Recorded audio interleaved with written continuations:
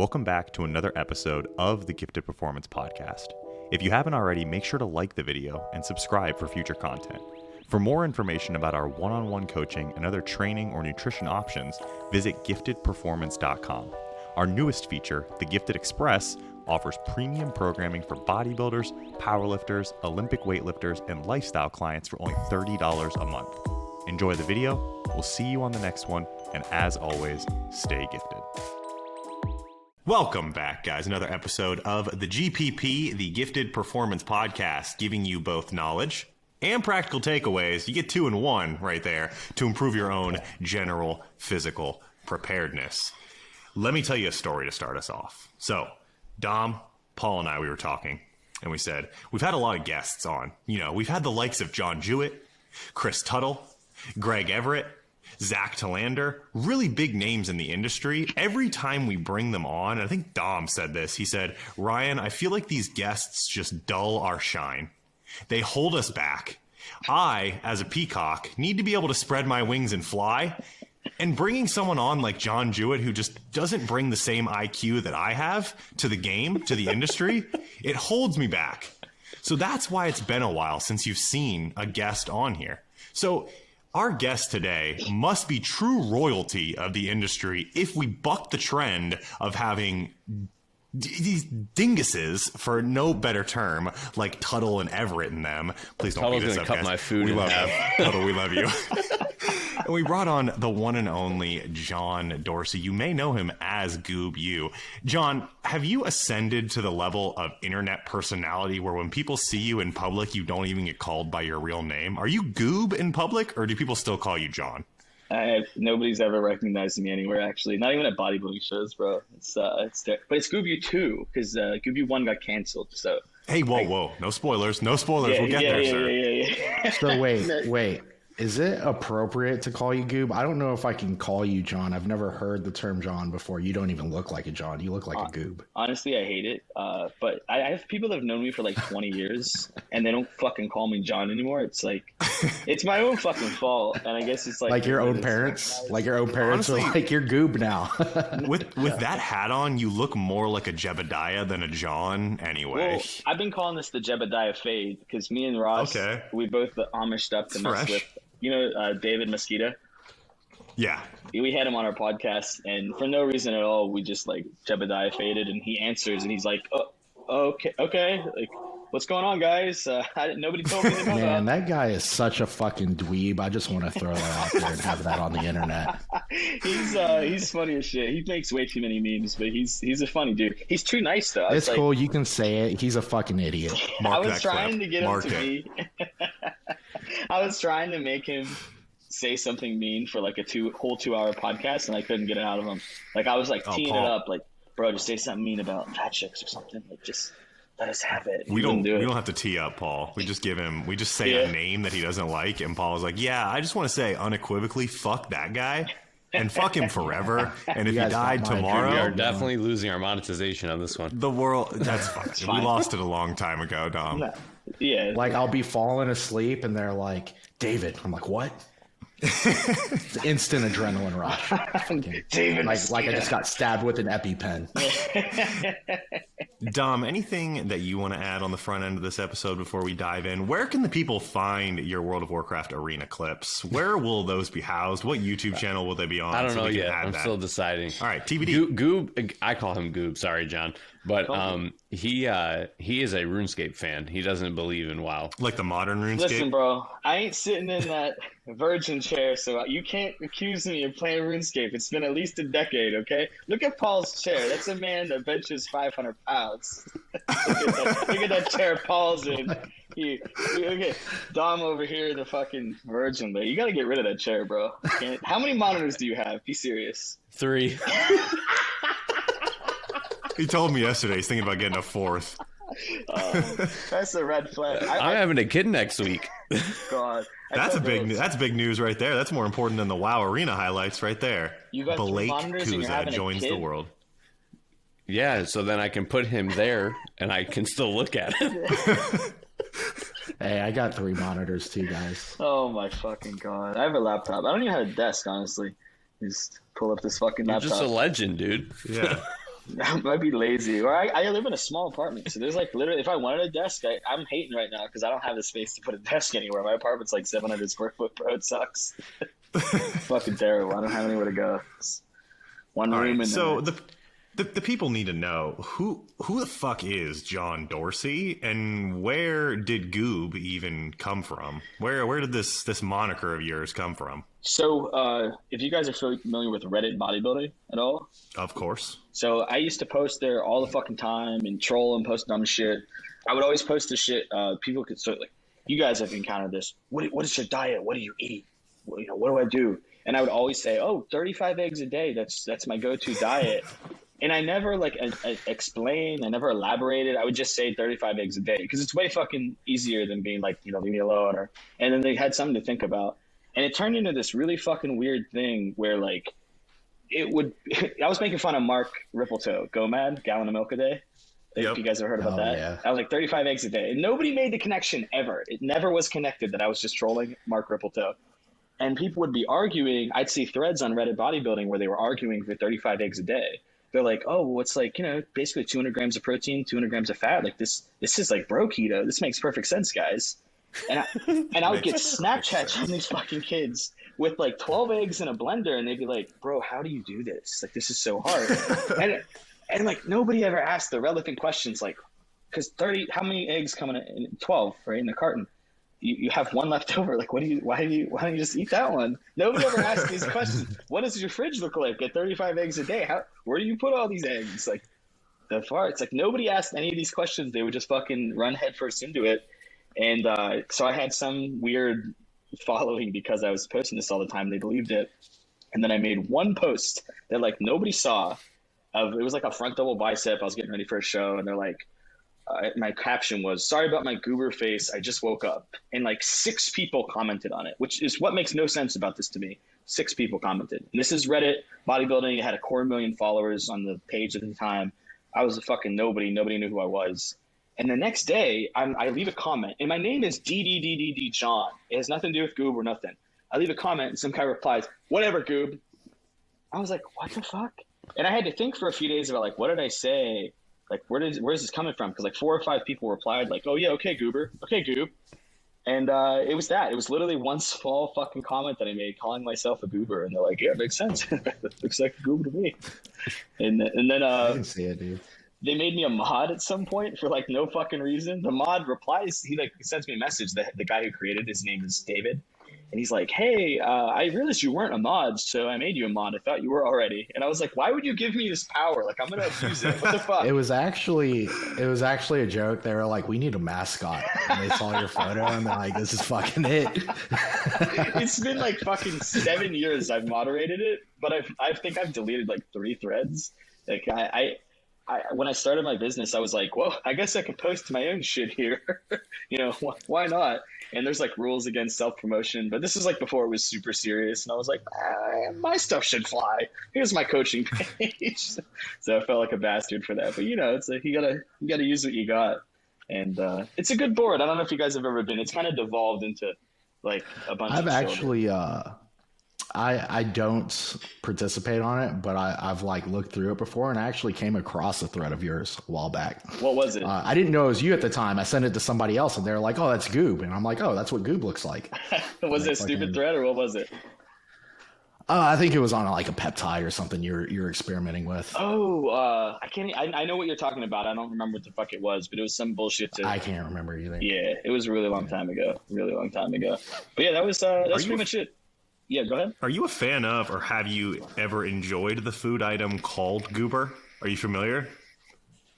Well, there's 2. One is the chocolate covered peanut, and then the other is a spread that is peanut butter and jelly in the same can. So which are you talking the peanut about? butter and jelly. I've never had that. that. Are you a Goob? Okay. No, I've never. What's the other one you said? A chocolate covered peanut? Yeah, they're called goobers. Sounds pretty good. It's like okay. When I was in training in the army, dude, we had this fat piece of shit kid that would just like eat goober grape out of the fucking. Oh yeah, it's a chocolate covered peanut, Nestle Goobers. Yeah, you Google it. Yeah. People saying that literally people like. I googled it on my other monitor. I would say I have. Because I I posted a while back a goober and ham sandwich. It was like the grape jelly with like some like ham on it too. And I think that might still be the most shared thing I've ever posted on Instagram. Like people I don't even know in my DMs, like, you're disgusting, you piece of shit. I'm like, it's just a sandwich. People get fired up about that shit, man. Sometimes you post like that one thing and you're like, wow, the opinions here are really fucking strong on this. It's always like a piece of food or like, I posted those stupid cloud shoes. You know what I'm talking about? The ones like it's called Cloud, and they're like weak guy shoes. And you'll find a picture of them somewhere. But I was like, I've never met somebody strong that wears these shoes. I had like 40 fucking replies. People were like, oh, I wear these shoes and I'm still like working. Like, fuck you, bro. Like everybody that wears these shoes are weak. they like the Atomic shoes? No, the Cloud shoes. Worse, bro. Here, I got a picture of them on here. I got a picture for sure. Those Cloud ones, right? Yeah, they're called. It was on my story. Oh, here. Yeah. Those ones. You ever see anybody strong in the gym in these? It's not true. I don't think I've ever seen anyone in these in general. I haven't. A lot of people wear them over here. You pay attention in the gym, you see not a lot of big squats or presses out of those. What are they supposed to be? Are they like running shoes? They're running shoes. Are they supposed to be shoes that supposed to be signal really that you're soft. a virgin? I think it's a cuckold identifier, actually.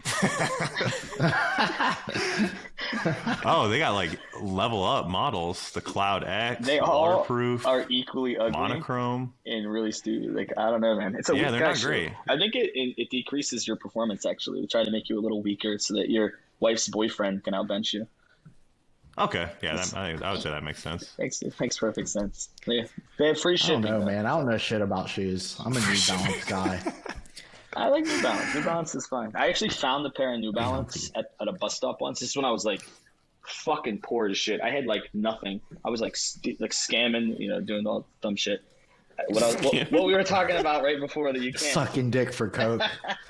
But I was at the bus stop. Reddit bodybuilding, And I'm wearing Goob, front double bicep. I'm finding this. You will I'm finding never this find post. it. I think it still exists. I posted. Bodybuilding Goob, sucking dick for coke. I had all those buried as an SEO specialist. So You had them burned? Paul. Yeah, sorry, Paul. Damn. But I'm at this fucking bus stop and there's these New Balance sitting there. Like somebody, I don't know, like left them in their gym bag, and they were way nicer than the shoes I had on. So I was like, are they my size? They are, and I swapped them. I left my shitty shoes there. I had them for years. I feel like say you have zero concern for your own self if you put on a pair of shoes and you have no idea where they've been. Bro, I was taking like the zero bus concern for home. your own health. It was like somebody definitely left them there going to the gym or something, and I was like, New Balance are a lot nicer than the N1s I have on. Let me trade these bitches out. I had some TJ Maxx ass bullshit shoes. Did you find anything? when Like I could never post, pick up a hat off the floor and like just Oh let me no, see if it hat is fits. different. Like- I have way more respect for my head than I do my feet. Bro, Yeah. if it's not gonna kill me, I'm gonna take it, bro. When you post on your story, like, what's the thing you're most embarrassed about, like stealing or whatever? Is this how you like put it out there and like externalize your own guilt for all the things that you've stolen? Those are all before? my replies. Those are all my replies. Bro, It's just Goob telling on himself. I realize how fucked the people that follow me are. Every time I do confessions or what's the worst thing you've ever stolen or the worst thing you ever do, these people are all fucked up and they're telling me. And I'm like, I know. Yeah. I've participated in a Yeah. few. Who the fuck are these people? Like, oh my god, there's been some really bad ones. Like, why do you trust me so much? You look very trustworthy. That's why I could believe that you were scamming. Yeah, it's I disagree. I don't think you look trustworthy at all. I don't know if it's the hat or the beard. I don't know what it is. I don't understand. But I'm like, this guy's got secrets and he's not afraid to tell them to everybody. Bro, I have a fucking library on my phone of just like jerks. Just like of anybody if I see something and I'm like, I might need this in 4 years. Like, got it. Some fucking kid that wronged me that was a client of mine said all this trash, and he's talking trash to somebody about it. Like, it was like dumb petty shit. And so I let him know, hey, I'm not working with you anymore. Like, this came up. Sorry, bro. That's that. I'm canceling your auto pay. This was 2018. I still had the screenshots. He messaged me 2 weeks ago. He goes, oh, hey, I don't have a source right now. Can you help me out? Blah, blah, blah. I sent him a reply of a 4-year-old screenshot. And that was all I did. He's like, he replies, oh, you petty, huh? I was like, yeah, that's me. I don't forget shit, You're right. bro. I will remember I'm like looking at his message and I was like, why don't I like this guy? I couldn't figure it out. It's like, why the fuck don't I like this guy? And I looked through my screenshots and I was like, Scrolling. Yeah, no, I was like, let's look in the Matt folder. There it is. Anybody named Matt that's wrong with me, we'll put it in here. You've got it sorted too, sorted by name. You have to, bro. Don't you have a dirt library? Dude, You don't I'm even like know. a We got a goldfish, company. dude. If I forget why I don't Dirt like folder. you, I'm just gonna be like, oh fuck it, maybe I'll give him another chance. Really? Can't Oh, even Paul, remember. that's It's been too I'm long. cutthroat. That's why you get run all over, Yeah, Paul. Paul, Jesus. I know, right? No, I can't. All right, so when we talk about pettiness, that kind of brings us to our big story for today of like, you know, what we're going to be talking about as a whole. So Goob U 2 is not some like you love the band U2, or like this is like you're like a born again bodybuilding coach. Like this isn't like you had to like create something around the number 2. Goob U, the original, was, you know, rest in peace. We miss you. But there's a very good story as to why that account no longer exists. Can you just give us a start to finish, a rundown, how it started, when it got spicy, and how it ended? So it all fucking started in Puerto Rico.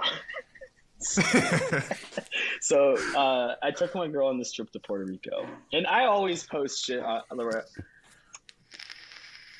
fat people. I think they need to change things about them, and I'm always pretty like direct about it. And it's not in a mean way; it's in a very like change your shit. So I'm always posting these like things that somebody that's overweight may take as offense, but I'd be happy if you took it as offense and did something about it. Anyway, we're in Puerto Rico. My girlfriend is like, let's go on this hike. It's it's like a mile long. It's in the Puerto Rican, whatever the fuck mountains. It goes to a waterfall. Let's go on it. I don't like to do anything like that outside. I'm actually like to leave my house. So I was like, oh, fuck, okay, fine. Can you pick the easiest hike we can possibly? Yeah, right. Like I don't want to leave the house. Can you pick the easiest hike we can possibly go on, like a hike for children?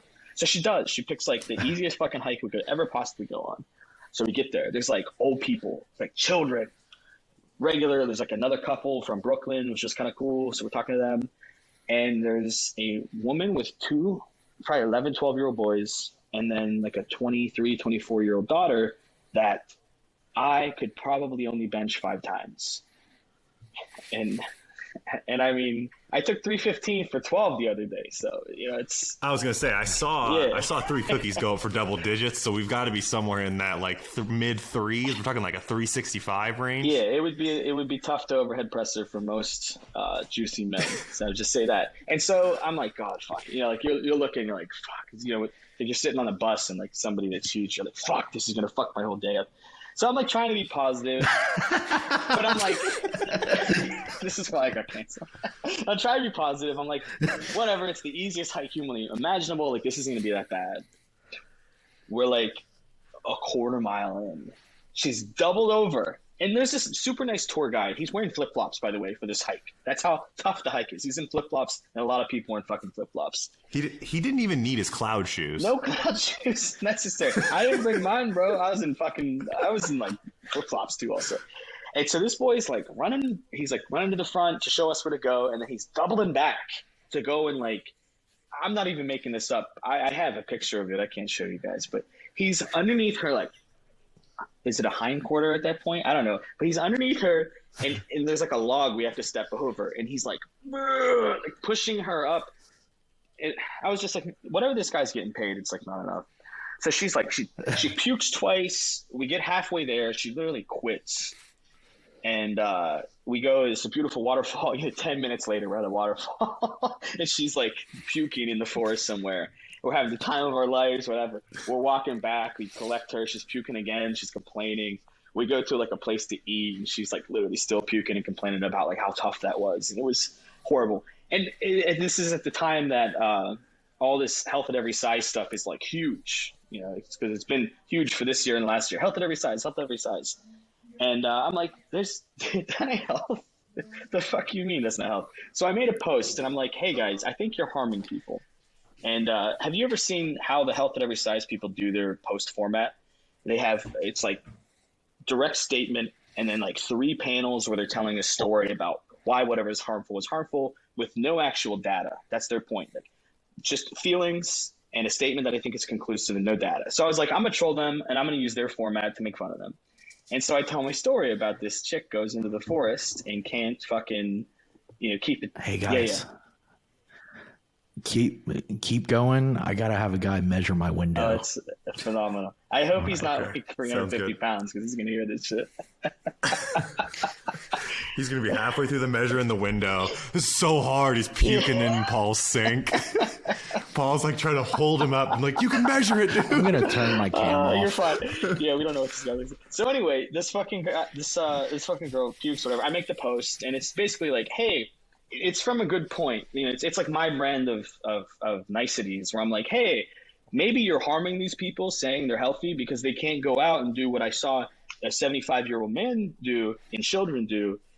She's 23, 24, 25. She probably should be able to walk a mile into the forest to enjoy her life. You're taking away her enjoyment by encouraging this behavior. And that was kind of my post. Health at every size is bullshit with the caption and whatever. And so instead of people reading it and being like, yeah, it's a great point, it got shared to every BMI 50 plus, size XXXXXL blog that humanly imaginable. And they all just start reporting me for encouraging them to diet and exercise. And it happens enough and they just take your account down. I was like, fuck, really? and I actually did get it back once. And instead of just like going and lying low and doing whatever, I posted a phoenix rising out of the ashes, and my caption was something like, the fatties will never get me down. And it lasted 8 hours, and they like shared it again. They're like, look at this fucking guy. Look what he's doing. He doesn't even care. And I'd already started a second account. And I'm back up to whatever my following was before, more or less engagement wise. So it actually helped me if you think about it, because nobody that is sharing that shit was ever going to pay somebody like me to tell them what to do in the gym. They probably don't go to the gym. So I didn't really lose any money. I gained a ton of fucking new clients out of that. Some girl, do you know who Brianna Terry is? Power lifter, I want to say. I think she's converting to physique sport. Yeah. She actually hired me during that period of time. Okay. She's the all-time world record deadlifter at, I think, 185 or something, 172. She pulled like 600 fucking pounds. Just animal, absolute animal. And she hires me, and I was like, I didn't understand it. I was like, why are you, like, because I asked, I was like, hey, you're not really like my niche. Like, why are you hiring me? And she said, because when I'm being fat, you're going to probably tell me I'm being fat. And I like that. I was like, oh, well, that's my market. Thanks, buddy. It's a brand of coaching that works for some, right? Because some, they've come around and they realize their own bullshit, and they're like, hey, I need someone like this guy that it has no problem whatsoever with calling me on exactly that. It's a double-edged sword. It's like some of the people come in and they understand what the thing is and they actually want that, like you just described. And then the others are like, oh yeah, like I want to hire the hardcore coach. They'll shit on me. And then as soon as you shit on them, they want to argue about it. And like they can't actually handle criticism, but they hired you because they want to tell people that you're coaching them and they can handle criticism. So it never works. If 10 people hire me in a week, I probably fire like 5 of them. I'm really fucking bad about that, bro. I will not take turnover. Literally turnover. And not because they're leaving, because I'm like, I actually can't work with you, bro. You can't handle. It's like I usually try to hit them with some fire like the first week or two, just to see how they respond to like, absolute being critical. And if it's bad, I'm like, nah, I don't know, bro. I don't know if you can handle this, because it's just going to get worse as we go on. And I have a list of coaches that I recommend. Dom, I send them to you sometimes. I got a list of people where I'm like, I was going to say, you can send your money to one of these other guys that I like, but for me, you're just going to give me a headache. You might want to go talk to Dom. You're soft. Yeah. I'm not as hardcore as Goob is. That's for sure. But that's, I'm more on the I lead it with a compliment and then I back it up with a negative. Yeah, that's what. Ooh, a little compliment sandwich. Yeah, you get some. That's like an open face. That's an open face. Turkey sandwich right there, Dom. What's going on? You get work out of people like that for sure. It's just you guys know this. You have to match your personality, and there's definitely some fucking people that I recognize it right away. There's not like I don't even like them sometimes. It's like, no, if I don't like you, I can't fucking work with you. To a degree you can, but I hate when people are like, oh yeah, you got the hire where they're like, I'm so hardcore. I do everything on time. I'm the best client you're gonna ever have. And I'm always like, I'm gonna be so disappointed by this motherfucker. immediately. Like, I know it's going to be week 1 and you're going to send me 5 excuses why you couldn't send a fucking email by noon and take 4 photos. That's what's going to happen. Yeah. I posted one day, like, check-ins are due before 11 o'clock, and then he messaged me and was like, damn, you're more cutthroat than I am with your time. Yeah, I give him that at least fucking noon to wake up a little bit and take some photos. You're like 11 o'clock. Damn. What do you guys... Something that's... Yeah, go ahead. It's kind of related in terms of like critiquing people. You do a lot of those physique critiques on your story as well. I've seen you do Instagram lives of those as well. Do you get any similar kind of reaction from people where they're like, bro, like, what the fuck? No, like, my biceps look great. Like, I don't know. You don't know what the fuck you're talking about. It's been a sliding scale where when I first started doing it, I absolutely got, if 50 people sent it, probably 20 of them would complain. And I would literally reply, I don't care. And like, I wouldn't argue with them. Be like, okay, like, you asked me, I don't care. Like, you asked for my opinion. You sent this literally. to me. But now I had one, and I actually blew him up in the stories a little while ago, where it was like some kid. I think I said, you need everything. Holy shit. Like, what's going on, bro? And he was like, why do you have to do me like that? I'm like, I could lie to you, I guess, but that's not what we're here for. But it used to be way worse, because now people see it and they're like, I'm only going to send photos if my mind is wide open and I'm ready to get shit on. Because they see what I say, and I don't try to be a douche, but like, I always look at them and I think, this guy has the intention of being on a national stage. What does he have to stand next to somebody else? I'm not looking at them how some of them used to think I was looking at them, like, is this a good physique? You know, there's tons of good physiques. There's also tons of good physiques in the last fucking call out of nationals, and they're probably not sending it to me for that type of advice. They're asking, do I have what it takes or potential?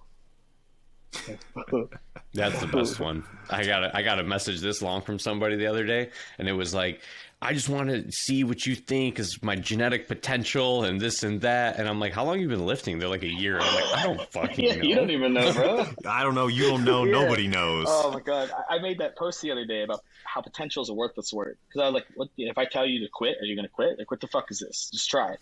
And I shit you not, 45 minutes after I made the post, somebody goes, hey, I was referred to you by blah, blah, blah. I was wondering if you could tell me what my potential is. And I literally replied, you got to be fucking kidding me. And I sent him my post. And then the guy that referred to him, I guess they had a conversation, and he like, calls me and he's like, oh, I'm sorry. Like, he's kind of like that. Like, he's a good kid, though. I was like, oh my fucking God. I thought he was trolling me. Like, I thought my boy put him up to it to just go fuck with me.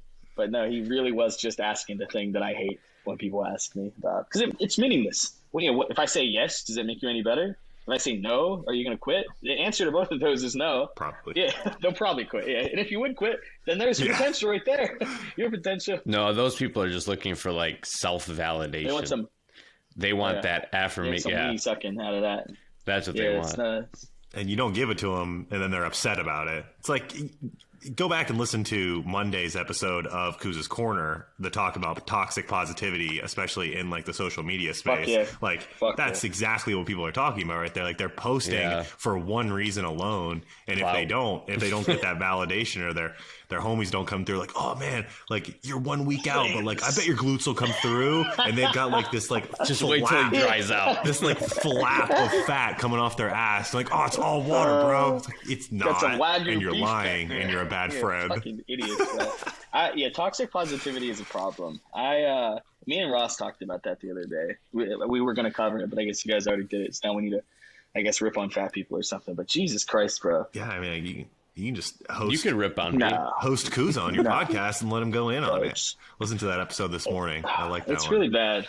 But no, I think it's because it's an issue with the subjectivity of bodybuilding as a whole. Like, in an objective sport, like, it's like, a football coach is not going to be like, oh, like, we got this, like we're going to win this one down like 50 points. In bodybuilding, like, you can really feed into the subjectivity of the sport by having bad friends that are just like, yeah, man, like, you're going to get it. And you really get set up for that moment where you're on stage. It's like that meme where you're like the pale fat guy on stage next to everybody else. I remember because all your friends. When I was competing, Ross and me were friends. Like, that's how we met through our first show.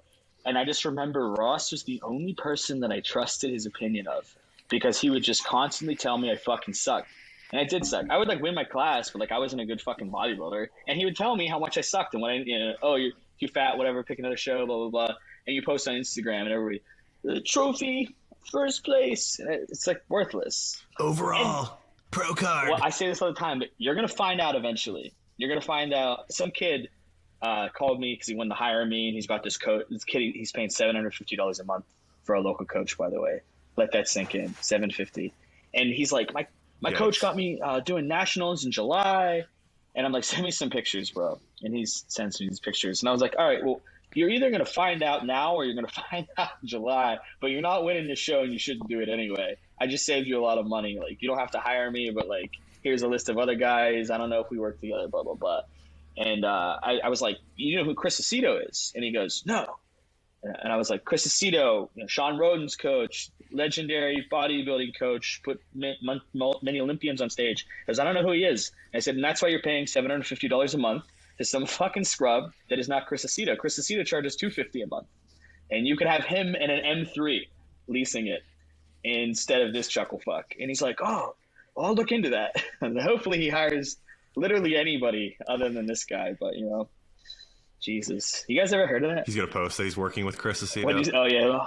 He's gonna be on the Olympia stage working with Chris Aceto. He's like, this fucking Goob guy doesn't know what he's talking about. Like, nah, dude, you take get that. the best advice of his I life. literally told him, just hire anybody else but that guy. I was like, don't hire me, but hire literally anybody else. He's got a good physique-ish, but he's like, he showed up fat, and he's like 6-something, so he's probably like 40 pounds away from being big on stage.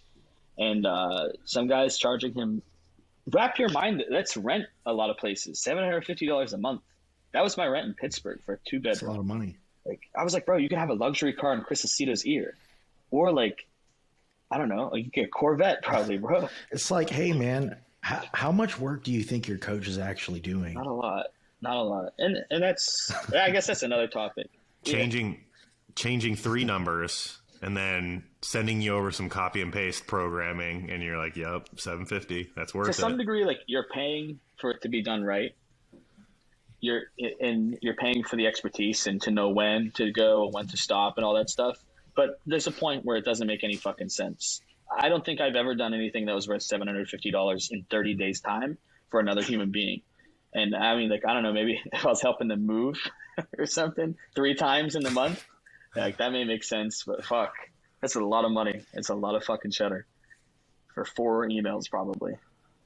What's that break down to? Almost $200 an email. I was gonna do it hourly. It's probably, what is that hourly? 4 emails. It's probably $600. Yeah, he probably spends. No, it's got to be more than that. You're not even getting an hour. You're not even getting an hour out of that coach in a month. He had him on macros too. Oh, come on. Oh, that guy's a Yeah, scam he artist. is, bro.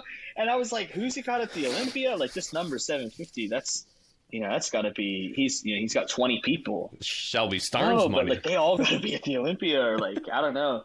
His name has to be Tyler Mannion or something, and you're buying a little more than just coaching. But no, he's just some local guy. I never heard of him. I was like, fuck, that sucks. $750. I was like, could you get that back, bro? I was like, how many months have you paid? He's like, I'm on my first year. He was like 9 or 10 months in. I was like, Oh my God. No. I was like, bro, you could have bought a Rolex by Poor now. kid. Like, Jesus Christ.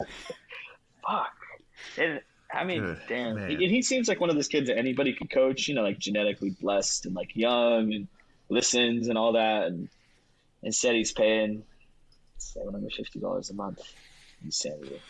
So Damn, dude. 8 months in, that's like maxing out your IRA. dude. Maxing out that guy's more IRA, than that. bro. It's more. Yeah. The other guy is like, let's go, baby. Max contributions. Fuck, bro. I've done sales $1,500 for a year before. Like, literally. A ton of times. $1,500 I just did that. $1,400 Yeah, for the and year. I think that's pretty good. You should have taken that $750 a month times 12 for a year. Oh, that's a lot of fucking money. Could have had a record month with What's 2 that, sales. like $9,000 or something? That's a lot of fucking money. Yeah. It's too much. It's too much for someone to change your macros. And It's 9,000. $9,000. so, overall, I think, and correct me if I'm wrong here, John, you probably had people call you a dick before, right? A dick, an asshole, someone who's, yes, all of those things wrapped into one. All the good body parts. The scum of the earth, all sorts of that kind of stuff. But when I look at your positions on things like whether it be being too much charged for coaching or, you know, any of these things, I see someone who has a core issue with people being scammed or people being misled or people being given bad information that's not going to help them in the long run. And you kind of take the counterculture pushback to that and kind of attack that at its face with the same kind of like aggression. So is that kind of your point, your counter argument against like this body positivity, health at any size, kind of like culture as a whole? Is that your pushback? You know, people are being sold something that's at its face inaccurate and will hurt their health long term. I mean, that was kind of my post. The Puerto Rico post was like, you guys don't know it, but you're in a misery loves company club and you're not running it. You're just a part of it. You know, how many people are, you know, being encouraged to be pre-diabetic or T2 just because it's kind of like, who's the real asshole here? That's what I'm saying. Is it me saying, hey, live longer and get that T2 out of your system? Or is it the girl that's saying, baby, you're good just like you are at, you know, 350 pounds, 5'1", and love yourself a little more. I think, well, let's talk about body positivity. Do you guys know what body positivity started as? This is going to make you angry. Anybody? Body positivity? Bring it on. Bring it on. Let's go. For I'm ready. Fucking ready to fuck people up our day. that had disfigurements, like you lost a leg or like an arm, like children that are in a walker or a wheelchair, and it's supposed to be like, yo, you know, you can't change this, you know, the word immutable characteristic, like you can't change your race, your skin color, whatever. You can't change it, so love it, learn to love it. And fat chicks took it and they said, well, you know, we could get rid of this body fat, but we're going to learn to love it and call this body positivity. I don't see it as the same. One was, hey, you can't change this. Learn to live your life and love yourself the way you are, which I think everybody should live like that. You know, look for the best in these things. You don't have a leg, but look for the best of it. You know, it's fine. It's yourself. Learn to love yourself. You shouldn't hate yourself because you were born this way. And then they took it and made it, I'm going to insulate myself from criticism because I'm just being body positive. I love myself this way, which is never true. So fuck off. That's their argument. Fuck off. I'm doing what I want. Body positive. No. I think if you're positive about your body, you're going to take care of it. You're going to try to make it the best fucking body it could ever humanly fucking be and make it live as long as it possibly could. But that's not what they're doing. They're early graving it. But we're going to see that in a few years when all these superstars that have, you know, 1 million followers and they're 400 fucking pounds and they never post the blood work, we're going to see them dropping like flies. And maybe then some of these girls will try to get off the train, but it's going to be way too fucking late. You know, the damage is done. It's you know, run hard and put away wet at that point. Oh, I had a conversation like this with one of my friends.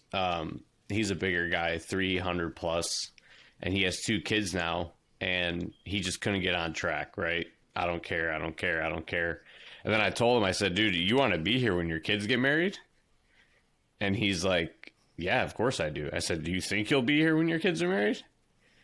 I was like, be honest with yourself, because at the rate you're going, you'll be 4 something in a couple months. And then that's kind of like the wake up call he needs. I think a lot of the body positivity stuff requires a really hard wake up call to really get them to change their minds if they're teetering, because, you know, internally they don't want to be like that. But on the external, they have to show this whole positivity thing because they lack the discipline to do what's needed. But I think those big wake up calls, like having a kid or, you know, something tragic happens to somebody, you know, things like that really wake them up to, okay, shit, I got to get my act together. You can always sort of spot those unhappy, insecure people by what they're posting. Do I get online every single day and say, it's okay to be 5'4"? It's okay. Everybody loves guys that are 5'4". No. Do I care that I'm short? I don't give a fuck at all. But are they posting every single day their whole livelihood, their whole content, their whole fucking T-shirts they wear, down to the products that they buy, everything, See, yeah, that screams to me that there's an internal they issue hate going themselves. on. Like, and it's not even just with that. You see that with the opposite end of the spectrum. The really lean, the really skinny, the really, pushing that kind of, it's just constant positivity, affirmations, all this bullshit every single day. And I'm like, dude, you're miserable. Yeah. If you have to post like that every day, you must be one miserable Somebody told person. you every day, I'm so happy. I'm so happy. I'm just so happy. Would you fucking believe them? Like, no, you're like, what? Why don't you just be happy instead of telling you? You have to post that you're happy. Like, in the relationship, I had a Q&A, cheaters, or what's the worst thing you ever did in a relationship? Every fucking chick that cheated on their man, if I could go to her profile, every photo was with her man. And, oh, I love you so much. We're here. We're in Bora Bora, blah, blah, blah. Couldn't trade you for the world. King and queen. King and fucking queen. Matching tattoos and shit. And she sends me a thing, oh, I fucked blah, blah, blah, blah, blah, blah, blah, when I wasn't supposed to. Never told my husband, he doesn't know. I'm like, holy fuck, why are you telling everybody that you love him so much then? It's like the same shit. You're what you're posting and putting out there. To me, my page is my thoughts and manifestations of what I want, where I want this shit to go. Kuzo, you do the same thing. David, Paul's favorite human being, he does the same thing. We want these things to change. We're posting because we want these things to change, and it's a positive change. But they're trying to say, hey, instead of me changing myself, I want the whole world to change. I don't want to lose weight. I want the world to change and look at this unhealthy behavior differently. It's fucked up, man. It's the only fucking... Go ahead. I mean, it's a removal from what health at every size was designed to be. It's like, I wrote in the outline that it's almost like a bastardization by a very loud minority that are taking what was supposed to be a movement that was going to be or could have been helpful and making it their own. So like Google here defines it as movement promotes acceptance and appreciation of one's body. I think we're all fine with that. Even if you're overweight, cool, you can be overweight. It encourages overweight people to shift their focus from losing weight solely to other healthy habits such as eating healthy foods and getting more exercise. Which the end result... That is something that all of us... The end result should be you lose weight, but you have these... The side effect of those habits is... Some people out there, 4 years. Exactly. They've been posting health at every size for 4 years. That is enough time. Have you guys ever had like that star client that comes to you like 350, they lose 100 pounds in a year? Like we've all had at least one person like that where they're like a fucking trained assassin. And they do it. 4 years, you're still fucking morbidly obese. You're asleep at the wheel. And health at every size, you're right. It's like a bastardization. It's their vehicle to stay the same. They're like, oh, well, it's cool. I put on some yoga pants. I have a fitness account. So I'm insulated from criticism. I'm obviously working out. I posted about it today and yesterday and the day before. So you don't know my body. I'm working out. Her fupa's touching the ground, but we don't know. And she probably has a rare genetic condition that the other 500 chicks that post the same thing have. So, for sure. It's fucked up, man. Health, and I think it's at its core, it's probably a poor name too, like health at every size. Like health pursuit, the pursuit of health can absolutely exist. Will at Smith every would have size, taken them up on but that. There one, are probably so would have gotten sued. The pursuit of health. Yeah, true. Yeah, you can't do that one. So with that, like you can pursue health at any size. You can be metabolically quote unquote healthy at many sizes. Some individuals are very resilient to high amounts of adiposity, but you do get to a size where health is 100% compromised. And John, you seem to have an issue with those individuals taking to a social media, taking to a social platform where they have millions of followers, where they can reach millions of other individuals who may be in a similar situation as themselves, and just saying, this is what it is for you. This is what it'll always be for you. Any move that you make to improve yourself, even if it's something that you want, it takes away from your own, image of yourself. That's actually an indication that you don't love yourself. So by taking those steps to improve, you're basically saying, I'm not happy with who I am. Have you guys encountered this in your lives? Because a lot of us didn't come, Paul did not come out of the womb benching 405. There was a point where all of us were a little smaller and didn't, train like we do. You're starting to change and you're looking differently and visually differently. And some people in your friend circle aren't cool with it. And they're like, what are you doing?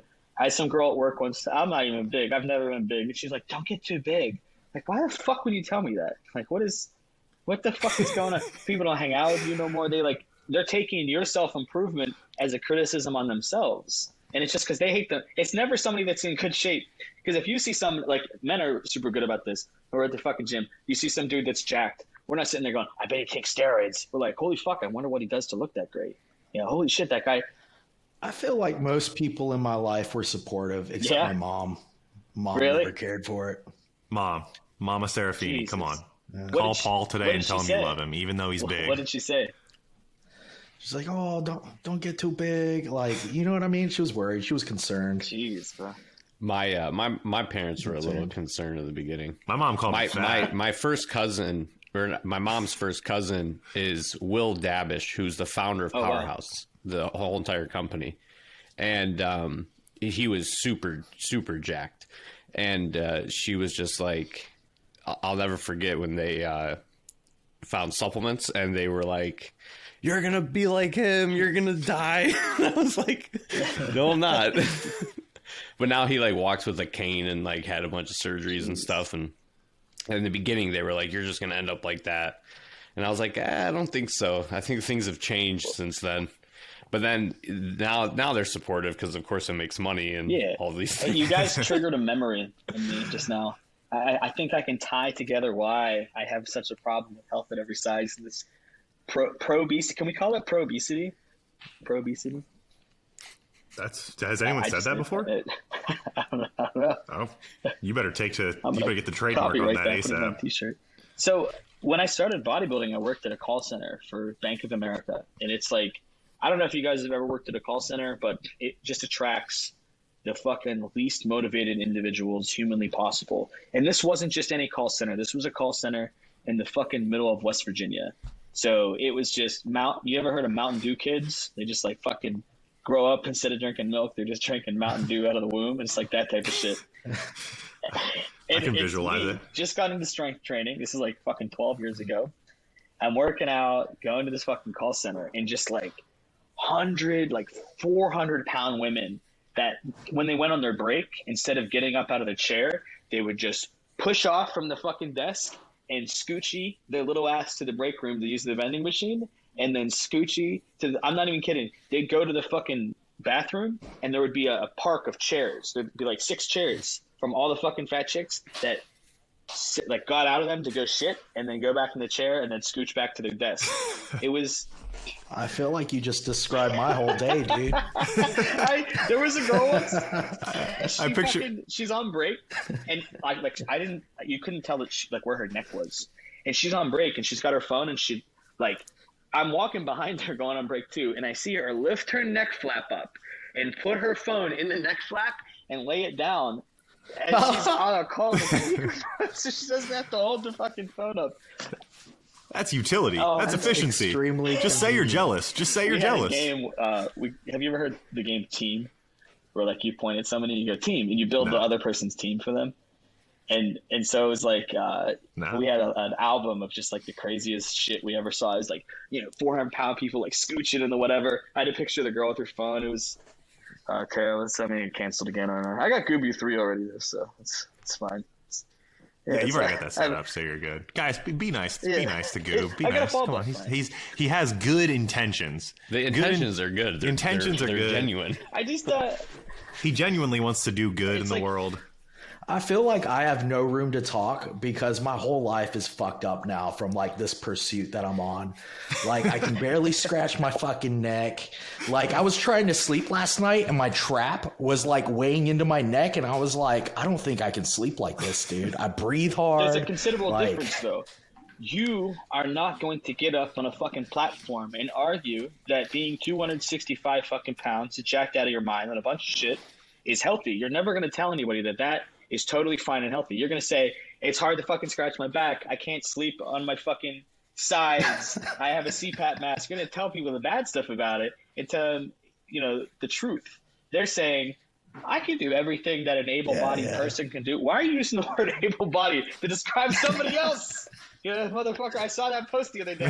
She described it as straight-sized people with able bodies. Like, what the fuck? You just, like... So what is straight size? What is straight size? Well, gentlemen, Straight sized. Straight sized is another way of saying when you walk into the department store and you want to buy a fucking t-shirt and it goes from small to extra large. If for any reason you've had too much Wendy's in the last 64 weeks of your life and now you are a 4X, they do not carry a 4X. That is not a straight size. You are now big and beautiful, and so you need a specialist. And if they don't have the 4X, you're going to go online and you're going to punish the company for not carrying your excess material 4X, 5X, 6X. Instead of just finding somewhere that sells a big t-shirt for your fucking ass, you're just going to punish them. Lululemon got shit on like that. They tried to get Abercrombie, and they said no fat chicks because it's Abercrombie and we love them. They tried to get a bunch of people. They're always doing that post. Beyonce came out with a line. They were shit on her for Ivy Park for a minute, and then she just came out with Ivy Park again, up to 5 or 6X or something. It's just fucking insane. My girlfriend loves Ivy Park. I was at the fucking store down the street. They have a bunch of it there. It's like an Adidas collab with Beyonce. And I'm looking for this houndstooth sweater t-shirt thing that she wanted. And all they have is 4X to 6X. All the fucking normal girl sizes are gone. I'm like, who the fuck? Like, they literally got bullied into producing clothes that nobody's ever going to buy. That's hilarious. Dude, that's crazy, man. I walked into an Abercrombie like 10 years ago and put on a 2X shirt. And I was like natty back then. And the sleeves were skin tight. And I was just like, this isn't made for me. I'll go shop someplace else. And then you left. And then you just left. And you were like, this isn't for me. And then you just went on with your day and your life. You throw a tantrum. And Wait, you didn't create a whole persona online to justify the fact that their shirt didn't fit you and bully them into buying something you weren't going to buy anyway? Because you could have. Probably what I should have done. Because you could have, Paul. And imagine how famous you could be. Think of how much effort, though. Like, how stressful and hard would your life be if every fucking day you woke up and you were just upset, screaming at the world for something? I was gonna say it's like that's how I wake up. It's like harboring a lot of rage and like a lot of anger at all times. It seems exhausting, and they're already exhausted. Paul and I talk about it all the time. Like, we see people upset, like chronically upset about stuff, and Paul and I are just like, man, like, we don't have the energy to stay upset about that for that long. It's like, yo, like, I'll be pissed for 15 minutes, and it's just like, you know what? Let's they move it deleted along my account, and I thought it was funny. I was like, this is actually this is a win because I'm gonna post about this. All my shit's gonna get shared. My engagement was retarded from that moment forward of people just being like, he got taken down for what? He was saying what about the fat girls? This is perfect. And I could have been all pissed. Oh, fucking Instagram fat chicks deleted my shit. But it was the best thing that ever happened. Like, I have literally more engagement now than my prior account with more followers. Like, it kind of just weeded out all the people. Take that. Take that to heart, folks. You want to get famous on Instagram? You want to get that engagement up? Just start a fight with a very vocal minority of people. Lane Norton has made an entire career out of this, screaming at the same zealots for God knows how long. And he just bought a nice new house. So find your enemy, yell at them on social media, and don't let up. Relentless. Don't let up until you get your million followers. God. But one thing I did mention is that you, John, have genuine intentions. You are a coach. You help people improve their health on a daily basis. You work with 100+ individuals on a day-to-day basis to improve their health, to make them better human beings from a health, fitness, and metabolic standpoint. So you probably have some insights, some plans, some sort of thought as to what is the actual remedy for something like the obesity crisis that the United States is facing. Some of the latest numbers came out, and we are closer than ever to having 40% of the U.S. population, that is almost half, creeping up on half of the U.S. population, not being overweight, but being clinically diagnosed as obese. So we are creeping towards another less than ideal milestone. I mean, what's the remedy here? How do we fix something like this? One of the things I like to, I literally hold myself to the standard for any fucking thing I do, literally anything. On a long enough timeline, the truth comes out. On a long enough timeline, you're going to know who's the asshole and who you may have thought was an asshole, but was telling you the truth the whole time. And in the short term for these people, I'm the asshole. And in the long term for these people, when they're 55, their prescription list is this fucking long, and everything's going haywire for them, maybe they'll have the thought back to the guy that said, hey, what if this was a bad thing and hurting your health? So it's a social problem.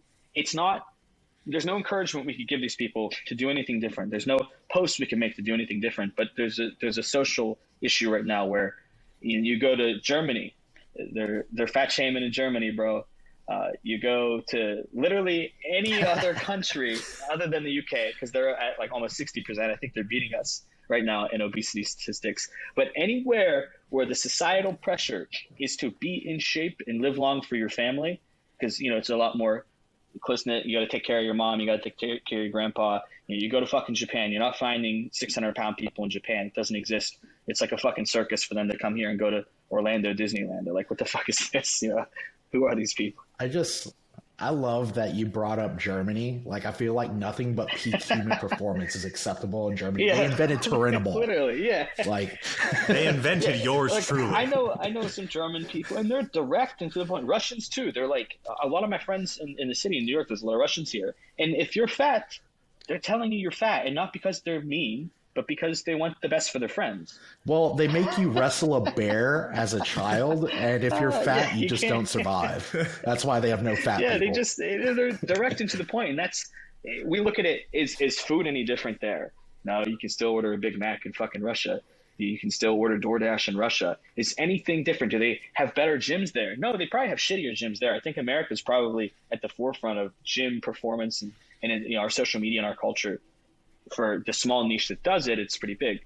But their society and their culture is different as far as how they tolerate it. You couldn't make that fucking post with your football almost touching the floor in your leggings, celebrating that you finally got this 6XL top that you've been desiring from whatever company you bullied into getting it. They'd look at that and be like, who the fuck is this? They make a fat joke about it. Here, you can't do it because you lose your Instagram account, and then I have to get a 2 put on this chain now because it just says Goob U. It's fucked up, bro. It's hard out here. No, I'm getting a 2 made on a separate chain that'll just go beside it. So, it'll be, so I can hang behind it. You can get the 2, the 3. Yeah, the 3. You might want to tell him now. He's got the 3 already. He's got He's the doing 3 both already. at the same time. Yeah, it's gonna hurt my bottom line, but I gotta prepare for these things. I gotta prepare for these things. But yeah. So I think that's it. I don't think there's a cure for it. I don't think there's any way we can motivate these people. I don't think there's any change in the schools or anything like that we can make. It's literally just people need to do what I do and say the hard shit. The shame answer is a is powerful shame. fucking tool, my friend. Fuck The yeah. answer is shame. Yeah, it's shame. So I tell my fiance this all the time, and she usually beats me when I say it. But I always tell her that, like, when you were in school, like, bullying worked pretty well. Like, if you were doing something dumb in school and, like, your friends started bullying you for it, you, like, let's say you were doing some weird shit. Like, you were, like, sneaking off to the bathroom to, like have sex with your trombone or something like that. And, is like, this a personal account? And they'd be like, maybe a little bit.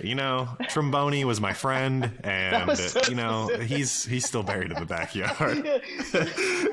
So let's say you're doing some weird shit like that, and your friends start bullying for you. You stop, right? But if your friends were like, "Oh man, like you should be like trombone sex positive," don't turn that down. Don't lose that opportunity.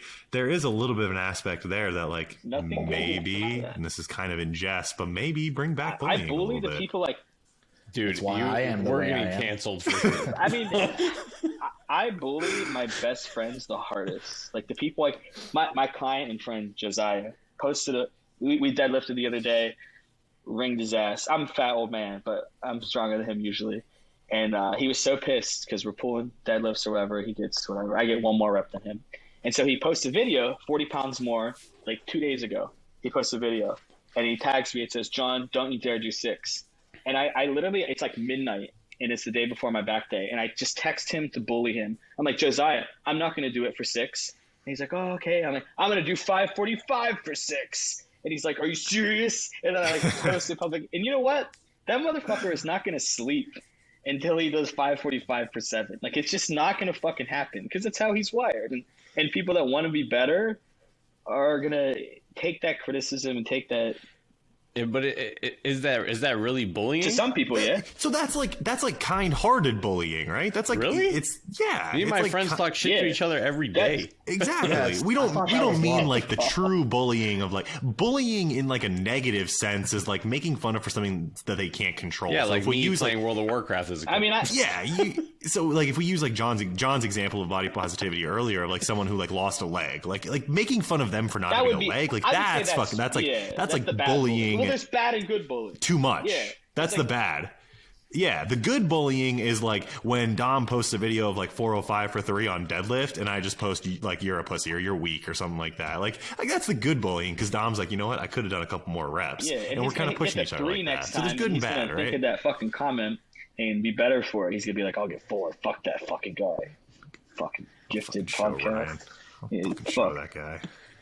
See, I'm just not wired that way. I'd just be like, fuck, I guess I'm weak. That's it. Fully acceptance That's mode. terrible. So, John, I think you're one of the first ones that I've heard come at obesity from like a social construct like way or like viewpoint. A lot of people say, it's the government. The government should take this upon themselves to incentivize better behavior. They should incentivize healthcare to give benefits to people who engage in activities that aren't obesogenic. Or would you call it probesity? Non-probesity. Probesity, yeah. Trademark. Or they'll say, like we need to like cancel all fast food or like stop selling soda. But, the social aspect of health and fitness is such a huge part. I think overlooking what you just said would be silly because having that social support or reconstructing the social atmosphere around obesity, around health and improving your fitness think what would is happen. a huge part of it. Let's say tomorrow, fucking Joe Biden gets up and he says something about, we're doing this, we're encouraging this, we're changing all the school lunches, we're going to make these fucking kids run around the track after they eat. We're going to start weighing these kids and taking their BMI. Everybody's fucking bench pressing until we hit 3 patties. Think of like just the crying and the wailing. Think of just what Instagram would look like the day after. They would just do the same shit they've been doing when they find something they don't like. It wouldn't change anything just because the government's doing it wouldn't be any better. It just has to be everybody but them, just kind of turning at them. And because right now there's just people that don't care enough to say something about it because they don't encounter it in their day to day. I don't know about you guys, but I don't leave my house and if I go on Instagram and I type the right hashtag in, I'll see fucking a bunch of women I can't bench press. But if I leave my house, I don't see that. I'm in New York City. I'm walking around. I'm not seeing that on a daily basis. Those people are not out in society doing anything. So there's more of us than there are them. But there's like a fear in saying something about it. Yeah, for now, 40%. But there's a fear in saying, hey, this isn't right, because we know what happens when you say this isn't right. John Dorsey loses his account for, merely suggesting that somebody get off their ass and do something about their poor health and fitness. So it's as long as there's that club. I think it all relates to Go ahead. I think it relates to like what I was talking about in my podcast is that the bullshit positivity between all of this group from one person to the other got too big, and then they started thinking it was okay, because it honestly does. It creates a delusion. It creates a delusional reality that they think it's okay because others are telling them it's okay. And then they get led into like, oh, I don't need to work out. Like, it's okay to live like this. It's okay to have these things. It's okay to be like this because other people are telling me it's okay to be like this. It's a positive thing to be like this. Like, I don't have to take care of those things. And it creates reality that's not real. You're right. And you know what blows my mind about all those big accounts, though? Biggest mind-boggling thing. Most of them still have real fucking jobs. They have 500,000 people look at what you're doing on a daily fucking basis, and you haven't figured out how to make 6 figures out of it. It means all the people that are looking at your shit aren't buying something. They're there to support their own delusions.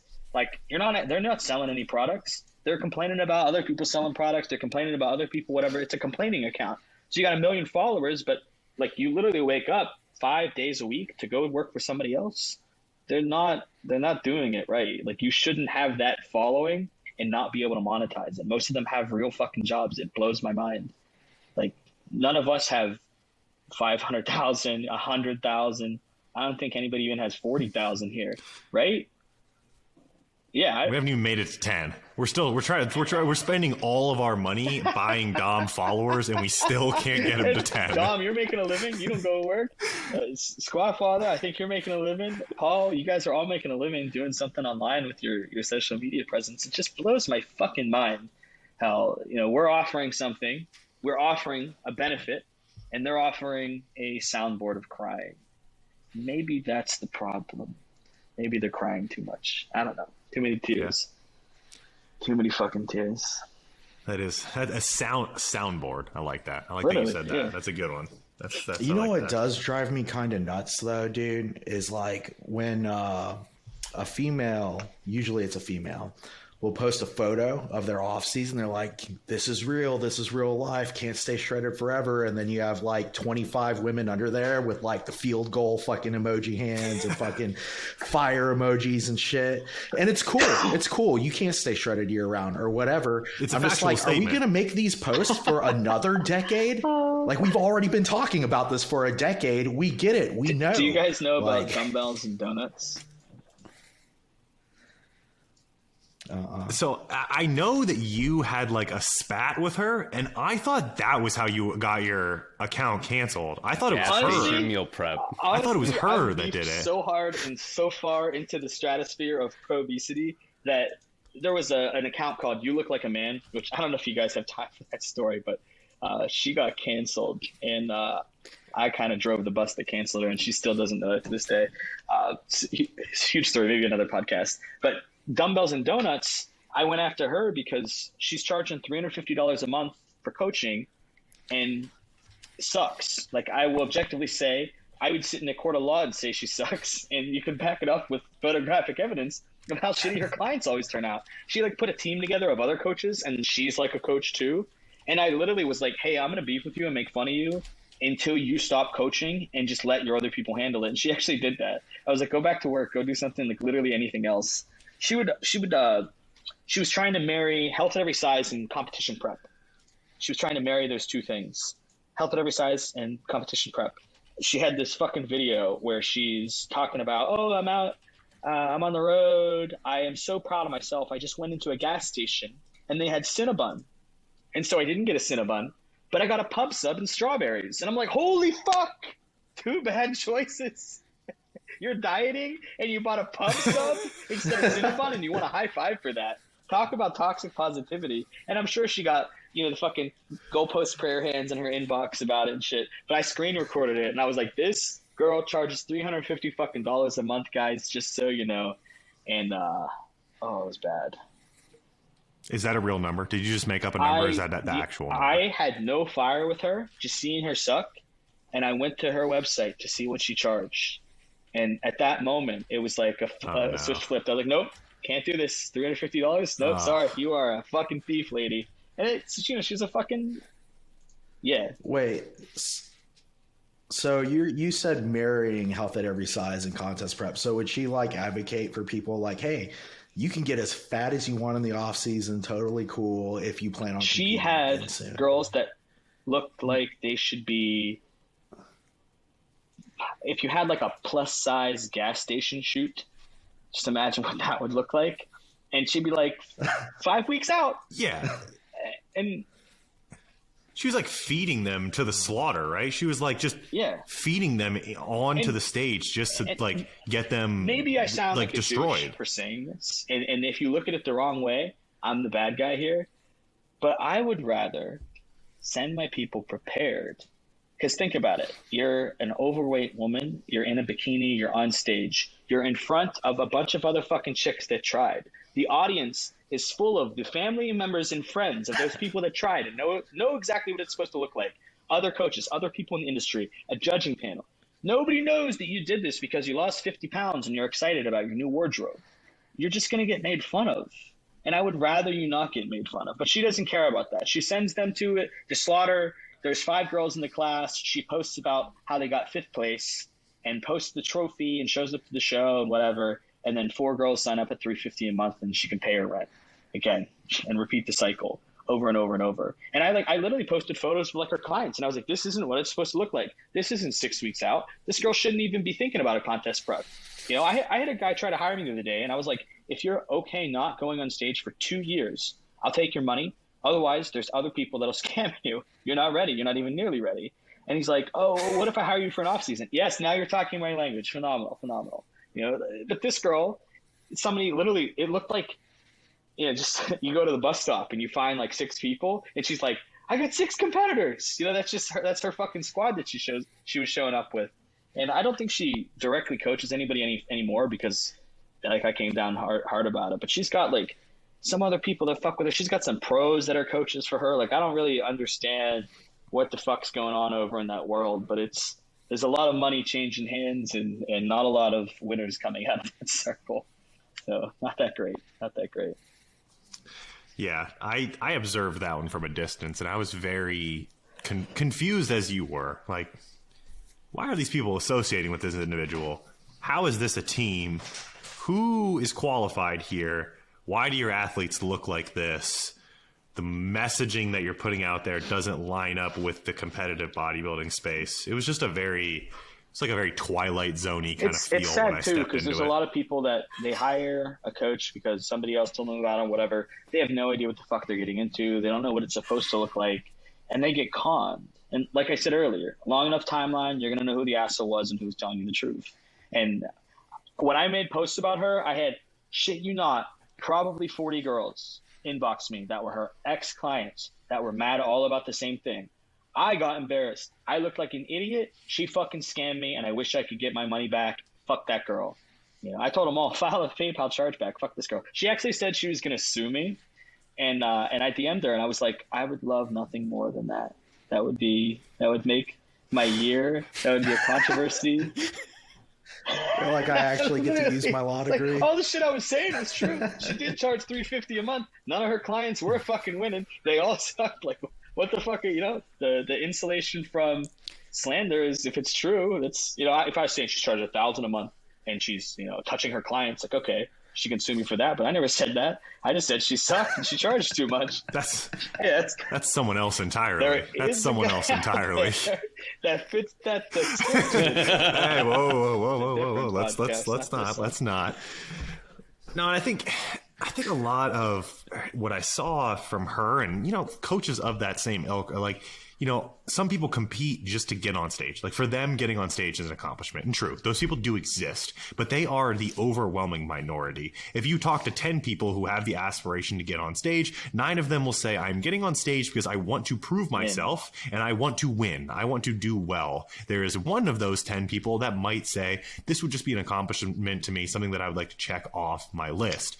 So if you try and reach or hit everyone with that, just get on stage, you can do whatever you want, you're going to convince them of that short term. Like you said, short term, you're going to be the nice guy. Long term, you're going to be the asshole, because they're going to get on stage with the aspiration of winning, competing, and doing well. And they're going to fall very well short of that and be pretty upset with you. You guys have had really good competition. And it's like that stage day, getting off stage is like always emotional for people. And you've had it where like guy does pretty well, gets second place or something, and he's like almost in tears coming off because it's just like so much going on.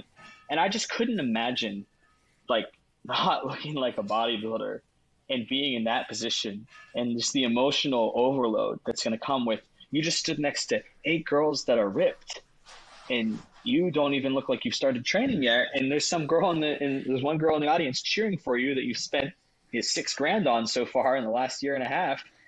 And I don't know. I just don't know what that feels like. I don't want anybody to feel that. Like, fuck. Not good.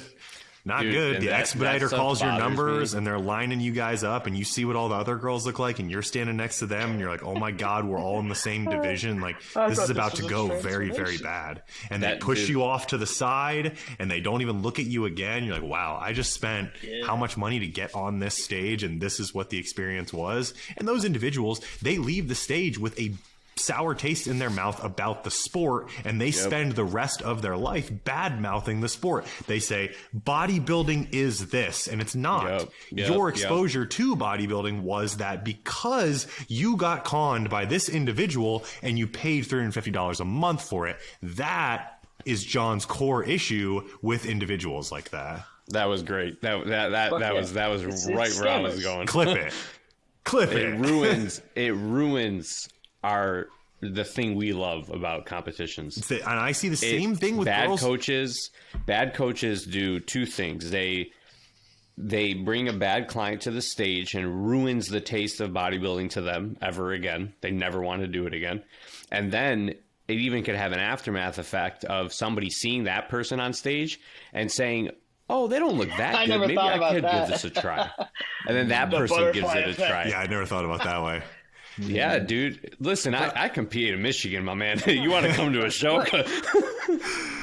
I see the opposite side of that of being unprepared is the individuals who work with a coach who maybe diets them too hard, puts them on an overly restrictive meal plan, too much cardio, too little calories, maybe too much drugs as well, and they don't, come off of those drugs in a mindful manner, and they balloon up 40 pounds, and then they post that as their experience with bodybuilding. Bodybuilding gave me eating disorders. Bodybuilding made me rebound and gain 40 pounds of body fat and lose my insulin sensitivity and not want to go to the gym anymore and not sleep, and I lost my sex drive and my period didn't come back and all this, and they associate that with bodybuilding when it's not. You just worked with someone who wasn't qualified to lead your bodybuilding The word journey. hoodwinked. Yep. Definitely hoodwinked. Yep. Fuck, man. That's Yep. I know a girl that was trying to prep and horrible coaching experience, $300 a month, the most garbage thing I've ever. Was it macros? Most garbage meal plan I've probably seen ever. It was weird. It was like half macros, half meal plan. And then it was like 2 meals were 50-50. macros, 2 meals were meals. And then Wow. and then she couldn't handle it anymore, and she stopped her prep. Told the coach this. This is what the coach replies: "I knew this was coming. This sport's not for everybody." And I was like, "What?" I mean, Jeez. And now she never wants to compete correct ever me if again I'm wrong, boys. because of Done. yeah, but she's and burnt she out. would be a good competitor. But correct me if I'm wrong here, but we're Yeah, professional she's done with it. timeline creators and expectation setters. And I think that's what these coaches we're talking about are missing the mark on. They got to check who needs fucking 8 months of dieting to even be in a position to start a contest prep. And they're like, well, fucking 3 hours of cardio. She would eat nothing. We'll T3 the fuck out of her. And that'll be that. And then they hate it because it was never going to happen in the first place. This coach set the bad expectation. They never said you're not ready. They never said more time. They said, oh, you want to compete? Let's do it. They're not saying no. There's power in the word no.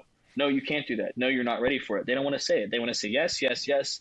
Pay me, run the fucking thing, and let's see what the fuck happens. And what happens is what you guys just described. Burnout.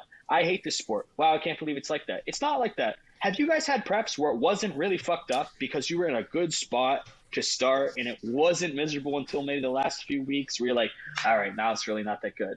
That's happened to me too. The last one I ever did was the best one I ever did because I had the expectation in my head set. My coach wasn't a fucking moron. My coach set me up in an off season to be ready and lean to start, and everything went really smoothly. But these girls aren't getting that shot. They're new to it. I want to compete instead of saying maybe in a year and a half where let's take a 40-week dive into this and then we'll look at a prep for maybe next season or something. They say, there's a show in 12 weeks. Let's see if you can live on a treadmill. Run it. Run it.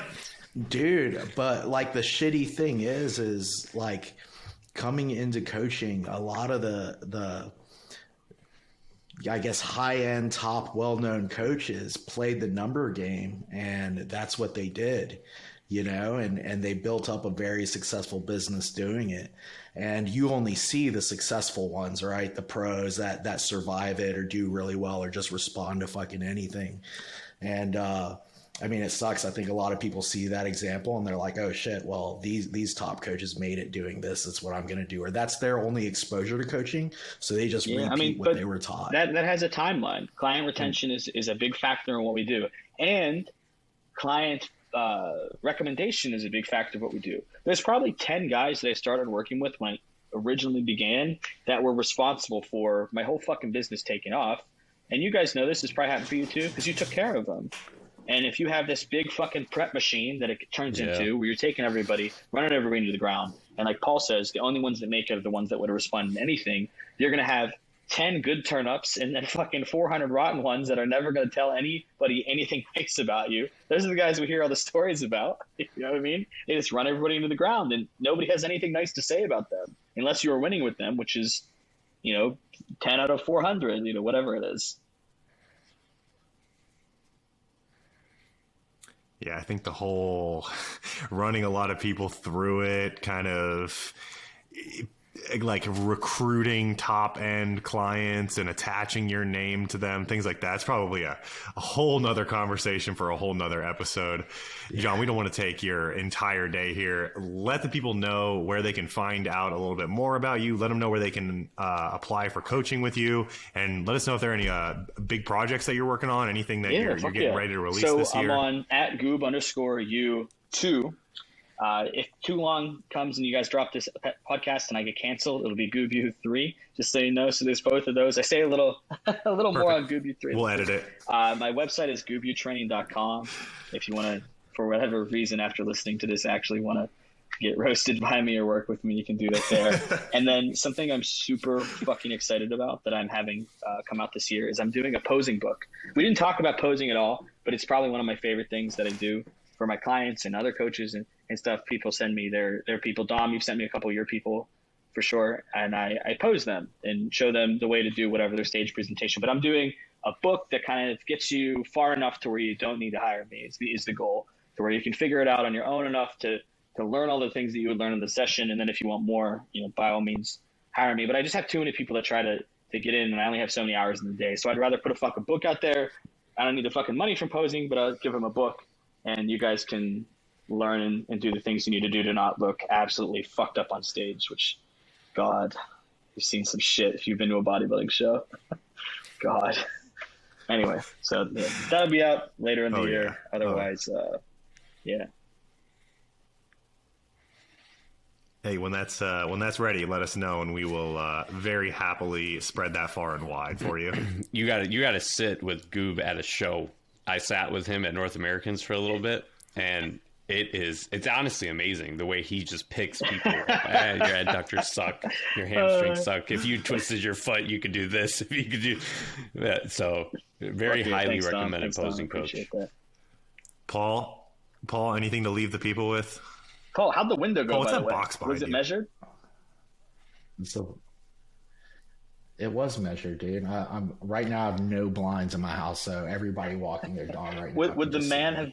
Oh God, that's a terrifying sight. All the shit I have on my desk that I probably shouldn't. You're just walking by and you just see Paul in there, headphones, mic. You're like, what the fuck is this guy doing? What is this massive meat mountain doing here? Probably recording. Joe Rogan? Why does he need 3 screens? Dom, are you gonna change your chair and make fun of it? All right, guys. Yeah. Me? He's not. He's committed to that thing. Funnier chair. It makes him feel fast. He's going full Twitch streamer here soon. So when he needs that scoots to thing. the Trying to bathroom, stop coaching, bro. I'm starting to try to just do this Twitch thing.